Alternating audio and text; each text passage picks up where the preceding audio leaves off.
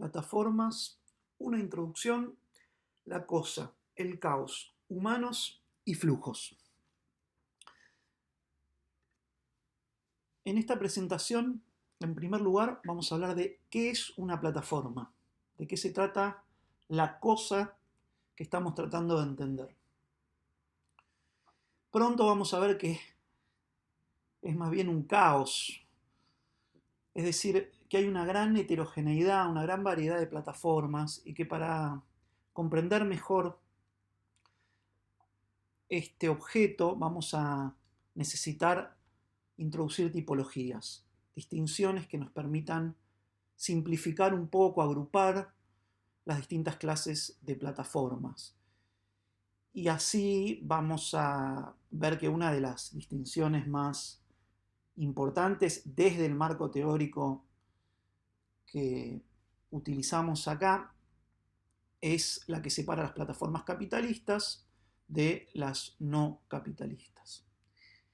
Estos dos puntos, el 1 y el 2, deberían abarcar esta primera presentación, o incluso quizás en este primer video veamos solo el 1 y el 2.1. Pero en cualquier caso, los puntos 3 y 4 van a quedar para otro video. En el punto 3 vamos a estudiar qué actores sociales participan en las plataformas, quiénes son los humanos que intercambian sus bienes, sus servicios, sus afectos a través de estas plataformas.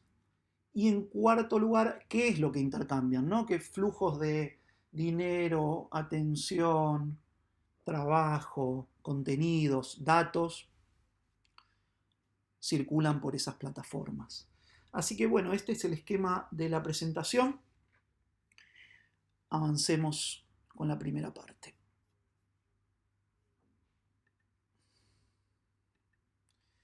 ¿Qué es una plataforma? Bueno, en general usamos la palabra plataforma para cualquier cosa y confieso que en mi caso no estoy eximido de ese uso imprudente del término, pero buscando algunas definiciones para esta clase, lo más adecuado pareció ser este abordaje.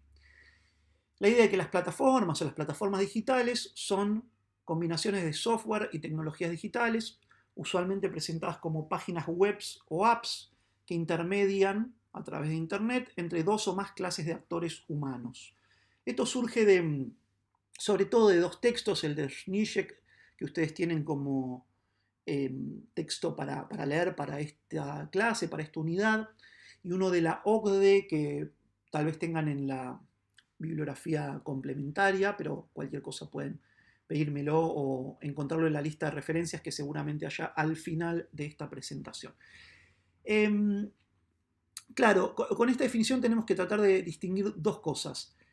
Las plataformas son usualmente páginas web o apps, pero no todas las páginas web son plataformas, ¿no? Por ejemplo, las páginas web que ofrecen un producto enteramente propio no son una plataforma, ¿no? Porque no intermedian entre dos o más clases de actores. La plataforma de una fábrica de sillas que produce las sillas íntegramente y tiene un sitio de e-commerce propio y demás, no es una plataforma en el sentido que le vamos a dar aquí. Lo mismo ocurre con algunas apps.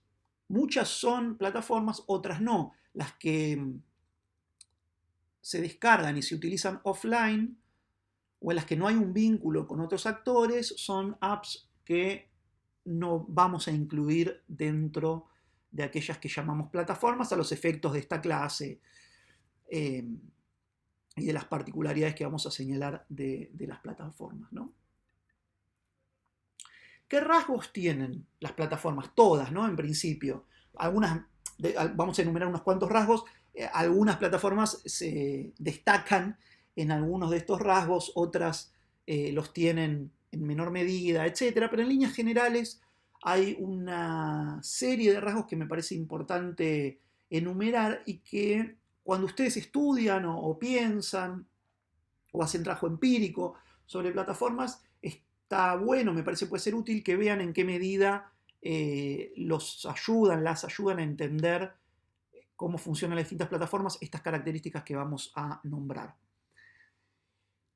Tres cuestiones muy relacionadas. Primera, la generación y aprovechamiento de datos. Zizek, en su clásico Capitalismo de Plataformas, señala esta como la característica decisiva, central de todas las plataformas, ¿no? Prácticamente como la única en común o la más notable. El aprovechamiento de los datos que generan los usuarios es evidentemente una de las características, pero me parece importante asociarlo con dos cuestiones. Por un lado, con la gestión de la atención humana, que habremos visto en alguna otra clase, en algún otro video, que es el recurso escaso típico del capitalismo informacional de esta etapa. Sobreabundancia de información genera escasez de atención, la atención es un recurso valioso, los datos son útiles económicamente si se pueden aprovechar, por ejemplo, para alguna publicidad, y esa publicidad requiere de una gestión de la atención, ¿no? El otro elemento que a mí me parece importante y que no señala Zizek específicamente, no le interesa a él por su perspectiva, es que las plataformas en mayor o menor medida se apropian no solo de los datos, sino también de los contenidos que generan los usuarios, los prosumidores, o bueno, ya veremos cómo llamarle a estos actores sociales. Los videos que se suben a YouTube, no solo los datos de qué viste en YouTube, sino los videos que subiste a esa plataforma, las fotos que subís a Instagram y del mismo modo con otras plataformas. Entonces, la cuestión de los datos, del aprovechamiento de los datos, está asociada también con la gestión de la atención y con la reproducción de los contenidos que generan los usuarios por parte de todas las plataformas en mayor o menor medida. Después viene un grupo de características de la 4 a la 10 que son de índole económica, ¿no? Que son señaladas más bien por economistas y que pasamos a describir. Algunas seguramente las conozcan, sean muy obvias, otras tal vez no tanto. La cuarta refiere a lo que se conoce como externalidades de redes, que tal vez vimos en alguna clase anterior con el nombre de ley de Metcalfe, cuya idea es que cuantos más usuarios hay en una red, mayor es el valor de esa red, ¿no? Si hay dos personas que tienen un teléfono, el valor de esa red es muy bajo, solo puedes tener una comunicación. Si hay 4, podés tener 3 comunicaciones. Pero la red en total va incrementando la cantidad de interacciones posibles y esto hace que las plataformas, es decir, la intermediación de usuarios, se vuelva más atractiva, más valiosa, cuantos más usuarios hay conectados, se generan más externalidades, más valor económico en las redes, cuanta más participación, cuanto más involucramiento, cuanto más prosumidores, produsuarios, etcétera, hay conectados. Bueno, la característica número 5 se conoce en inglés como winner take all, digamos, el ganador en un mercado determinado se queda con todo, ¿no? No suele suceder que para un nicho determinado haya una gran cantidad de plataformas que resulten exitosas. Sucede más bien que hay una gran concentración y que la plataforma ganadora, por ejemplo Google entre los buscadores, tiende a concentrar cuotas muy grandes del mercado, conformándose oligopolios o monopolios en algunos casos, ¿no? No tenemos situaciones en las que haya, no sé, una distribución del mercado entre 100 o 200 buscadores con participaciones relativamente parejas, con un share, con una distribución más o menos equitativa, sino que hay concentraciones muy, muy fuertes en unos pocos jugadores, con las consecuencias de ineficiencia y de concentración del poder y de dificultades para regular, digamos, a estos actores económicos que suponen los monopolios o los oligopolios. En el sexto lugar tenemos algo importante, ahí aparece referido a este texto de la OCDE, pero lo señala Zizek también y muchos otros autores, y es la idea de subsidios cruzados, ¿no? muchas de estas plataformas tienen alguna plataforma de su ecosistema que no genera ingresos, que parece deficitaria, pero en realidad funciona cosechando datos o algún otro activo que luego es capitalizado por una segunda plataforma que es la que genera el dinero y de esta forma se subsidia de manera cruzada, ¿no? Una plataforma subsidia a otra que es parte del mismo grupo. Un ejemplo de esto es WhatsApp y Facebook, ¿no? WhatsApp genera datos, información valiosa para Facebook, que luego lo capitaliza a través de la publicidad que genera en la plataforma Facebook. En séptimo lugar, tenemos el bajo costo marginal de intermediación, es decir, al contar con usuarios adicionales, las plataformas tienen costos bajos, ¿no?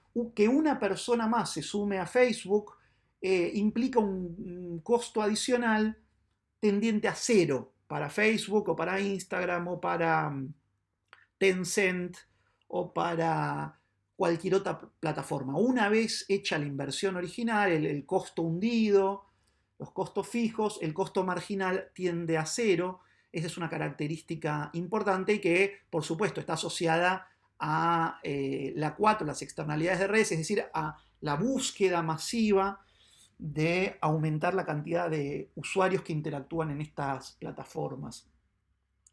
La número 8 no es tan conocida, está señalada por Scholz en principio para las plataformas no capitalistas, pero aplica a todas, a casi todas, y es que las plataformas se crean básicamente copiando a otras plataformas, con adaptaciones un poco mayores, un poco menores, pero en líneas generales el grueso de las plataformas se copian de otras plataformas y realizan algunas modificaciones menores. Ahora lo vamos a ver con algunos ejemplos más, pero si ustedes ven los buscadores chinos como Baidu y demás, o los sitios de redes sociales chinos, rusos y demás, lo que hacen es copiar a los modelos de negocios, a las páginas, a las plataformas que conocemos de Occidente. Lo mismo pasó con las de Occidente respecto de algunas anteriores. La innovación está muy asociada a la copia en buena medida, ¿no? A la copia tecnológica parcial. En número 9 tenemos a la búsqueda de todas las plataformas de elevar los costos de cambiar de plataforma. Lo que trata de hacer toda plataforma que uno utiliza es que uno no abandone esa plataforma y para eso uno de los mecanismos consiste en tratar de dificultar el costo de cambiar de plataforma, que uno se acostumbre, que uno desarrolle una serie de destrezas, de competencias en el uso de esa plataforma que haga que sea poco atractivo utilizar otra plataforma, porque eso implique grandes costos de aprendizaje, grandes costos de transacción, etc.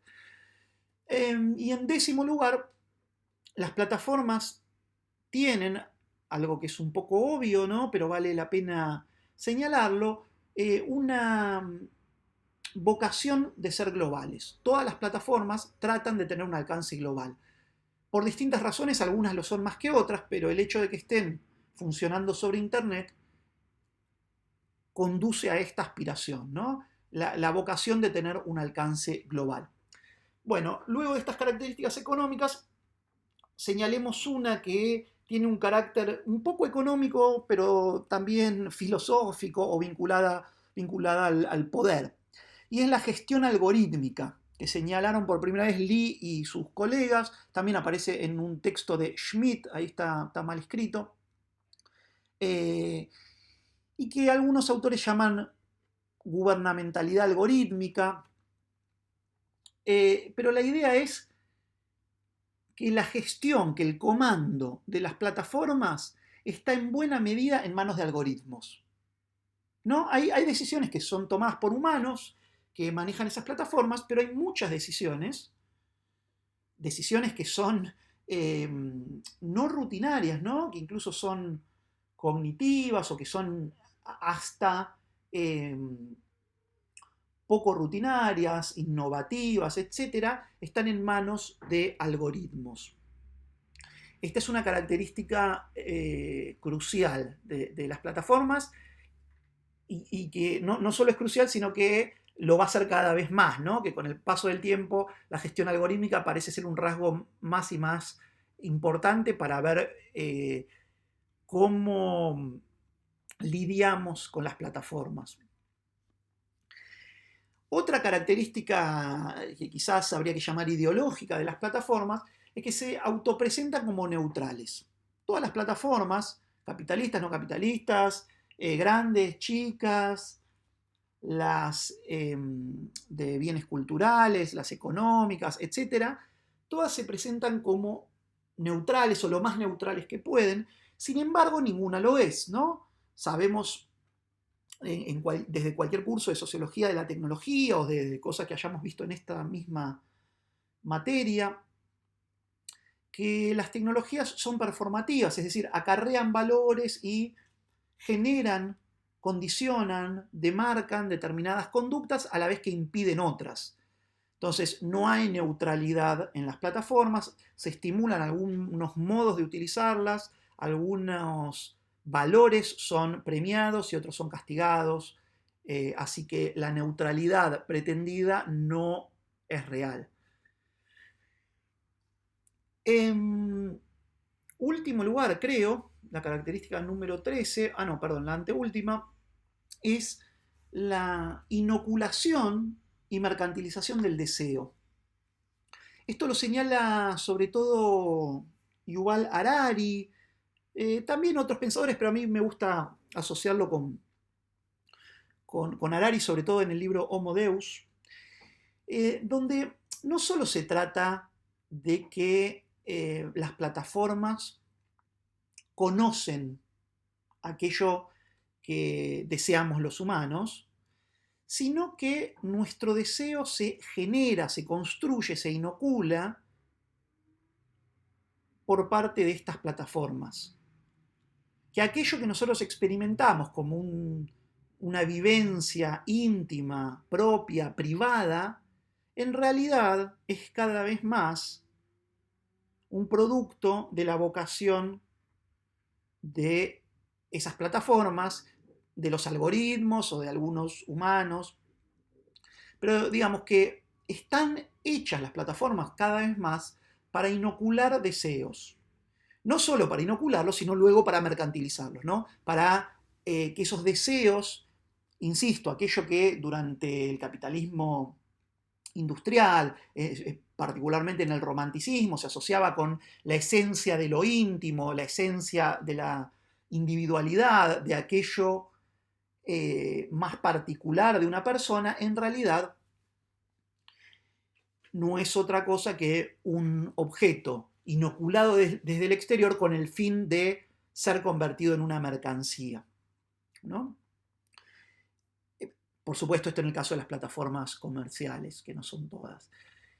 Y el último punto, el número 14, es el de la transformación organizacional. Las plataformas traen un cambio organizacional muy profundo. En alguna clase anterior, espero, debemos haber visto que si uno quiere dividir al capitalismo informacional a esta época que comienza a mediados de los años 70 en dos periodos, hay una primera etapa de las redes y una segunda etapa que comienza a mitad de la década del 2000, 2005, 2006, 2007, más o menos, que es la fase de las plataformas, ¿no? Y esa frase, perdón, frase no, ni frase, ni frase. La fase de las plataformas se distingue por estos cambios organizacionales que traen las plataformas. ¿En qué consiste ese cambio organizacional? Bueno, en que las plataformas ofrecen una modalidad que es distinta de la división entre la firma y el mercado como se la entendía en el capitalismo industrial. Para explicar esto un poquito más, me voy a detener en la próxima diapositiva. Las empresas se crean, de acuerdo a una de las teorías de la empresa, la de Coase, una muy influyente, se crean internalizando funciones por los costos de transacción que supone el mercado. ¿Qué quiere decir esto? Que si uno quería en algún momento producir, ¿qué ejemplo había dado antes? Mesas de madera, y uno va a ir a comprarle al carpintero la mesa y va a ir a comprarle, no, va a ir, perdón, por un lado va a ir a comprarle la madera para llevarse a un carpintero que la haga y luego lo va a traer y luego lo va a vender. Resulta que eso tiene una serie de costos tales que pareció ser conveniente durante mucho tiempo contratar al carpintero como empleado, comprar la madera de manera masiva, contratar a unas personas que vendan esas mesas terminadas en una tienda o del modo que fuere, y así funciona la empresa, ¿no? Internalizando funciones que estaban primero por fuera en el mercado, ¿no? En el putting out system, digamos, en esta idea de cómo funcionaba en sus primeras etapas el capitalismo, se vio luego, a partir del desarrollo del industrialismo y de su organización luego en talleres, más tarde con el taylorismo, con el fordismo, que era más conveniente internalizar funciones, ¿no? Cuando se produce esto, el crecimiento de las firmas, con más gente, digamos, más recursos, talleres más grandes y demás, aparece esta división que conocemos clara entre la empresa y el mercado. La empresa y el mercado eran esferas complementarias, pero claramente separadas en la organización del capitalismo industrial. Incluso podríamos decir que también en la primera etapa del capitalismo informacional, ¿no? Pero la idea es que por un lado tenemos las empresas, adentro de la empresa hay un gobierno central, no hay una compra-venta, un mercado donde va el gerente y le dice, a ver, ustedes, ¿quién me vende trabajo más barato? O quién vende este producto al mejor precio, etcétera, sino que hay un gobierno. Se decide de que algunas personas van a, se decide mediante contratos, ¿no? Que quedan estipulados y algunas personas van a trabajar a con determinada compensación salarial, de determinada cantidad de tiempo, otras personas van a ejercer funciones directivas, otros son los dueños y demás, pero digamos, hay un gobierno al interior de la empresa, no hay mercado al interior de la empresa, ¿no? Hay una división del trabajo, hay salarios, hay una organización administrativa al interior de la empresa. En cambio, en los mercados, lo que aparece es esta coordinación, entre comillas, automática, ¿no? La famosa mano invisible de Adam Smith. Cada uno va y ofrece su mercancía y se ve si se la compran o no se la compran, y a qué precio, etc. Entonces, las empresas producen de manera centralizada, en los mercados se intercambia eso que fue producido de manera descentralizada, de manera se establecen los precios, digamos, de manera automática, con la mano invisible. De hecho, esta distinción ya estaba un poquito en Adam Smith, ya que lo mencioné. Está por un lado esta idea de la mano invisible que todos conocen, pero también está la idea, que también es bastante conocida, de las ventajas que supone la división del trabajo, en el ejemplo célebre de la fábrica de alfileres, ¿no? Se gana productividad generando una división del trabajo eficiente, es decir, teniendo una empresa con un gobierno que decide adentro de la empresa quién se ocupa de cada tarea, haciendo luego que esos productos se ensamblen, se produzcan masivamente, se vendan, etc. ¿no? Entonces, este esquema es el que expresa la división clásica del capitalismo industrial y la complementariedad clásica entre las empresas y los mercados. Bueno, el problema es que, o no el problema, la característica de las plataformas es que suponen un modelo distinto. Las plataformas suponen que haya mercados de bienes, de trabajo y de vínculos, vamos a decir después, dentro de las empresas. Sigue habiendo mercado afuera, sigue habiendo empresas afuera de las plataformas, empresas no platafórmicas, pero el punto que nos interesa acá es que aparece un tercer elemento, que es la empresa plataforma, en la cual hay mercados en el interior de la empresa. Por ejemplo, la empresa, el caso simple es Amazon o Mercado Libre, ¿no? Hay un mercado de bienes que ocurre al interior de la órbita de la empresa. Pero lo mismo ocurre con Rappi o con Globo, ¿no? Hay un mercado de trabajo al interior de aquello que maneja la empresa. Las empresas se horrorizarían si fueran gerentes de la empresa diciendo, no, en realidad nosotros solo intermediamos, no ocurre al interior de nuestra empresa. No importa acá la cuestión legal, lo que quiero decir es que la empresa funciona generando, organizando o poseyendo mercados, ¿no? Los mercados subsumidos a empresas, digámoslo de esa manera, para evitar que se molesten los titulares de las empresas que no quieren hacerse cargo de su rol organizando mercados. Lo mismo ocurre con Google, ¿no?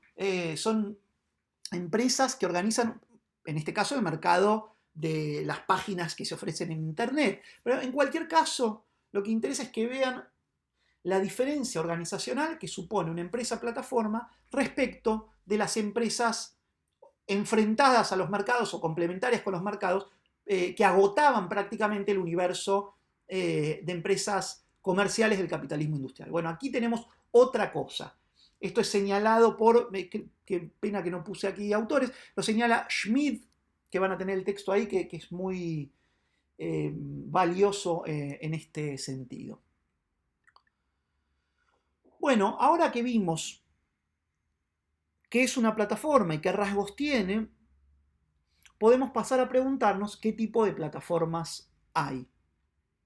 Pero para eso vamos a hacer un pequeño corte.